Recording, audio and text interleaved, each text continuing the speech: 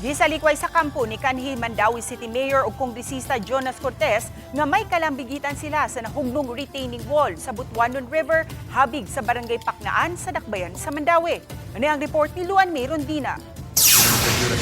Sa pagpakighinabi sa GMA Regional TV Balitang Bisdak, kang Attorney Sally Maligon, Kanhi Chief of Staff ni Mandaue City Lone District Representative Emery Lollipop Uwano Dizon, iyang gipasabot nga mahulagway nga ang kanhi kongresista pa nga gisundan ni Uwano Dizon maoy nagpasiugda sa proyekto.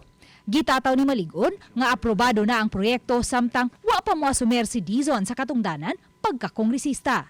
Si Maligon mo'y kasamtangang Mandaue City Administrator. Well, sa pag-verify na to sa record sa DPWH, one din project ni sa previous pa na congressman kay Kuan sa 2019 man nga General Appropriations Act unya sa record July 9, 2019 nag-start sa ito pa na bid ni earlier si Kung Lollipop ni assume sa July 1 man so technically sa previous pa nga administration. Apan sa social media post, gipakita ni Attorney Jamaal James Kalipayan, Kanhi Chief of Staff ni Kanhi Kongresista Jonas Cortes, ang mga dokumento nga mumatuod nga natapos na ang termino ni Cortes dihang gisugdan ang pagpatuman sa flood control project. Gipakita niya ang notice to proceed nga gipagawa sa DPWH Cebu 6th Engineering District nga pinitsahan og Hulyo 3, 2019.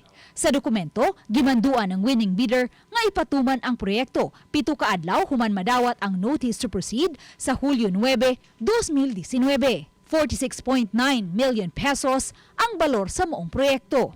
Ug tapuson sulod sa 269 calendar days. Nasukip usab sa contract agreement nga tumanon ang mga kondisyon nga nalatid. Uban ni Clans Gabutin, Luan May Rondina, Balitang Bisdak.